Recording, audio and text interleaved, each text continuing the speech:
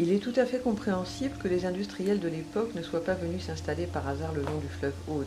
Il y avait le chemin de fer, avec pour symbole le tronçon reliant Carcassonne à Rivesaltes, qui fut achevé en 1904 et qui présentait un ouvrage unique au monde dans les gorges de la pierre lisse. Il y a également l'eau, qui coule ici en abondance, et l'énergie qui en découle. L'énergie hydraulique fournie grâce à l'Aude a permis aux scieries et aux moulins de fonctionner, mais aussi d'alimenter les besoins de l'industrie.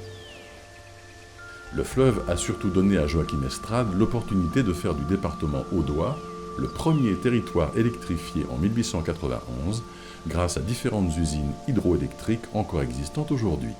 Usine de Saint-Georges à Axat ou encore celle de Gesse, commune de Bessèdes-de-Sceaux. À l'époque, le défi était de taille, mais cette avancée technologique a conféré un avantage à la haute vallée de l'Aude en offrant aux industries une énergie nouvelle qui se développera abondamment dans l'Aude, mais aussi dans toutes les autres vallées montagneuses françaises, expliquant l'industrialisation de ces dernières au XXe siècle. L'eau était alors l'énergie motrice permettant de produire l'électricité. Aujourd'hui, et notamment depuis l'après-guerre, on sait produire de l'électricité avec autre chose que la force motrice de l'eau, et en plus on est capable de la transporter à des milliers de kilomètres, ce qui n'était pas le cas à la fin du XIXe siècle. En effet, alors qu'aujourd'hui les industries et les grandes entreprises s'installent surtout à proximité de grands axes de communication, à la fin du XIXe et au début du XXe siècle, l'industriel plaçait son usine au plus près du lieu de production d'électricité afin d'y avoir accès. À l'époque, on ne sait pas comme aujourd'hui transporter l'énergie au loin. C'est là encore que l'imagination généreuse de Joachim Estrade va faire merveille, dans le souci qui est le sien de partager le plus largement possible ce que les centrales peuvent produire. L'histoire de l'hydroélectricité dans la haute vallée de l'Aude est exemplaire de ce que les humains peuvent accomplir quand ils allient l'esprit d'entreprise, l'intelligence et la persévérance au désir de faire bénéficier les autres de leurs avancées. Aujourd'hui, la production d'énergie par l'hydroélectricité dans les 3 départements de l'Aude, de l'Ariège et des Pyrénées-Orientales représente 10% de la consommation nationale et 22% de la consommation en Occitanie. La production couvre presque les besoins actuels de la population des 3 départements.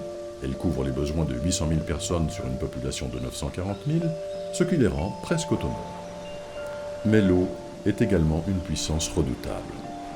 La source, la rivière et le fleuve mettent à disposition des humains des trésors d'aide, mais il faut aussi considérer la puissance destructrice de l'eau dans des conditions particulières qui ont déjà plusieurs fois mis en péril les constructions humaines. Crues, inondations, pluies diluviennes.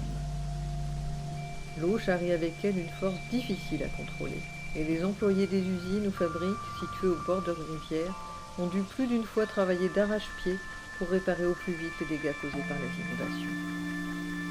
L'eau peut aussi apporter avec elle la pollution qui l'a contaminée et qui constitue un enjeu de plus en plus crucial pour la faune, la flore et les habitants. L'eau est à l'origine de notre vie et constitue une alliée précieuse à l'état de nature comme par les usages que nous pouvons en tirer, mais elle peut devenir une adversaire dont la puissance nous déborde et nous rappelle que les humains doivent rester humbles dans leur lien avec la nature. Un travail authentique est une quête d'harmonie avec le territoire et ceux qui l'habitent, et cela demandera toujours de prendre le temps et les moyens de les connaître. Les fontaines sonores coulent dans ce sens et sont disponibles pour tous.